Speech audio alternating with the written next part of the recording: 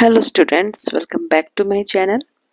आज की वीडियो में फिर से एक और पेपर होने वाला है सोल्ड असाइनमेंट, जिसका नाम है एनवायरमेंटल स्टडीज़ का BEVAE 181। अब तुम लोग सोचोगे कि इस पे तो ऑलरेडी मैं वीडियो डाल चुकी हूँ, तो फिर एक और वीडियो क्यों। तो इसमें मैंने जो क्वेश्चन पेपर लिया है वो मैंने 2025 के अकॉर्डिंग जो नया पेपर आया है विद न्यू क्वेश्चंस उस वाले को सोल्व करके बनाया है।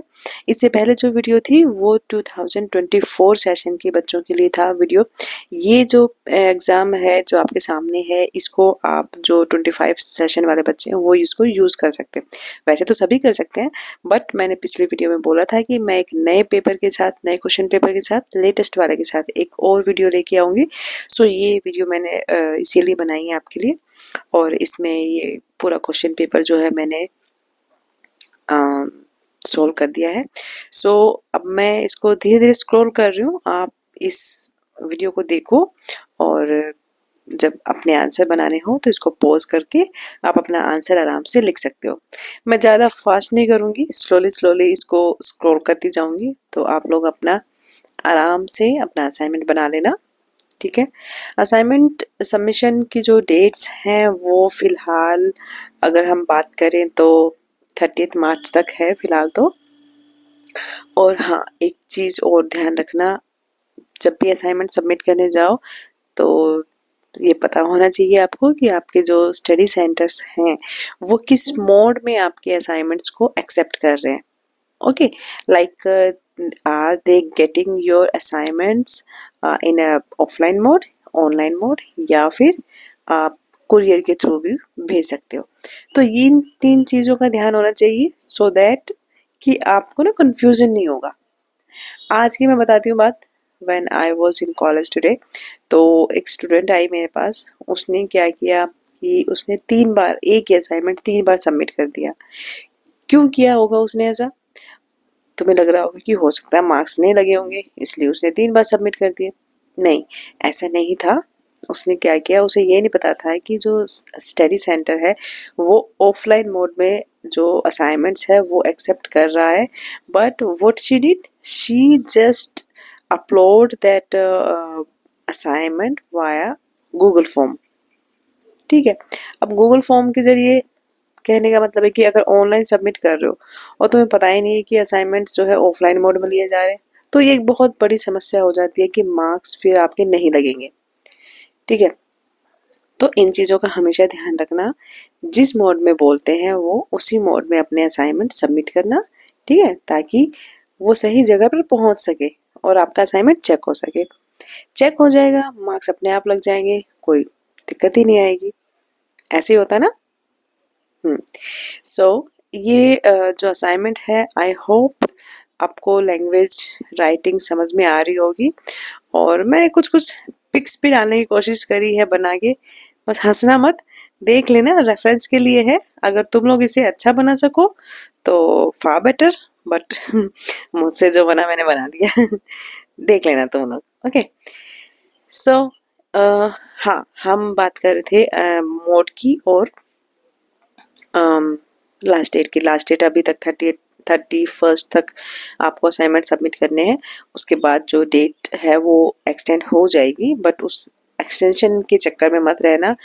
जितना जल्दी हो सके अपने बना के असाइनमेंट्स फटाफट से सबमिट कर देना, क्योंकि वो जब डेट जब आती है ना तो बहुत हौच पौच हो जाता है। ठीक है। अच्छा, एक चीज़ और, हर स्टडी सेंटर पर ना एक टाइमिंग होती है असाइनमेंट्स लेने की, इस चीज़ का भी ध्यान रखना। ऐसा नहीं होता कि आप किसी भी टाइम जाके सबमिट करवा दो। अब मैंने कल एक वीडियो डाली है, उसमें जो कोलकाता रीजन सेंटर है उसने बाकायदा एक अपडेट डाला हुआ है। उसमें उसने हर कॉलेज का जो टाइमिंग दिया हुआ है कि कौन से टाइम पर, कितने टाइम पर वो असाइनमेंट्स लेंगे, सैटरडे को किस टाइम लेंगे, संडे मंडे जो भी है, हर दिन का उन्होंने टाइमिंग दिया हुआ है। तो आप अपने सेंटर पे भी एक बार चेक कर लेना कि कौन से टाइम पर आप लोग असाइनमेंट्स देने जाओगे और वो लोग एक्सेप्ट करेंगे। Got it. फिर एक चीज़ और हम यहाँ पे डिस्कस कर लेते हैं कि ये जो असाइनमेंट है ये इंग्लिश मीडियम में है। अगर आप लोगों को हिंदी मीडियम में चाहिए तो मुझे कमेंट बॉक्स में बताना, I will provide you in Hindi also. Okay. और ये जो एग्ज़ाम है आपका, सॉरी ये जो पेपर है एनवायरमेंटल स्टडीज़ का, इसका जो असाइनमेंट है वो तो थियोरेटिकल बनता है, बट आपको ये भी पता होगा कि जो फाइनल एग्ज़ाम जो होता है वो एमसीक्यू टाइप से होता है, ठीक है, एक एक मार्क्स वाले। तो इन चीज़ों का भी ध्यान रखना। ओके। और कोशिश करना कि असाइनमेंट तुम लोग कुछ भी बनाओ, किसी भी सब्जेक्ट का बनाओ, बट ये सोच के बनाना है कि उसमें मेरे को पास होना है, एटलीस्ट पास मार्क्स चाहिए। अगर तुम लोग पास मार्क्स नहीं लोगे ना असाइनमेंट्स में, तो चाहे तुम थियरी में पास हो जाओ, लेकिन जब तुम्हारा ग्रेड कार्ड आएगा ना और तुम असाइनमेंट में फेल हो, तो वो जो पूरी मेहनत है ना वो खराब हो जाएगी, क्योंकि ग्रेड कार्ड में लिखा हुआ आएगा नोट कंप्लीटेड। आपका रिजल्ट कितना खराब लगेगा ना देख के कि इतनी मेहनत भी करी और नोट कंप्लीट रिजल्ट आ रहा है। तो वो इसीलिए होता है। अब इतने सारे कमेंट्स आते हैं कि मैम हमने तो सारे असाइनमेंट भी दिए थे, सारे के सारे थ्योरी एग्ज़ाम भी दिए थे, और बट रिज़ल्ट जो है वो हमारा नोट कंप्लीट आया है, चाहे वो 2 एग्ज़ाम का हो या 3 एग्ज़ाम का हो। तो उनको ना ये नहीं पता चलता कि ये हुआ क्या होगा। तो ये वही प्रॉब्लम्स होती हैं कि आप लोग ना थियरी में तो पास हो जाते हो, लेकिन असाइनमेंट्स में आप लोग फेल हो जाते हो, इसलिए आपका रिजल्ट नॉट कंप्लीट आता है। अच्छा, ये भी नहीं पता चलता बच्चों को कि हम असाइनमेंट में फेल क्यों हो गए। और कैसे नहीं पता चलता? क्योंकि वो स्टडी सेंटर जाते ही नहीं है। स्टडी सेंटर जाया करो, ठीक है, कभी कभी चले जाया करो, टाइम नहीं होता तो भी। उससे होता ये है कि आप कम से कम एक तो टच में रहोगे, और ऊपर से आपको ये पता रहेगा कि आपका जो असाइनमेंट है वो उनको मिल चुका है और चेक हो गया है, और जो आपके मार्क्स हैं वो आगे भेज दिए गए हैं, ठीक है। तो इतनी सी बात है। और ये जो क्वेश्चन पेपर है इसको थोड़ा ध्यान से देख लेना। बाकी मैं इसको ज़्यादा फास्ट नहीं कर रही हूँ, स्लोली ही स्क्रॉल कर रही हूँ, तो इसको पॉज करके आप अपना असाइनमेंट बना लो, ठीक है। कहीं पर अगर कुछ समझ में ना आया हो तो कमेंट बॉक्स में बताना। अच्छा, हिंदी के लिए एक बार मैं फिर से बोलूँगी, अगर हिंदी में चाहिए तो मैं कोशिश करूँगी कि आपको हिंदी में भी प्रोवाइड करवा दूँ। बाकी अब जो वीडियोस हैं वो आती रहेंगी सोल्ड असाइनमेंट की, तो आप लोग बनाओ, ठीक है।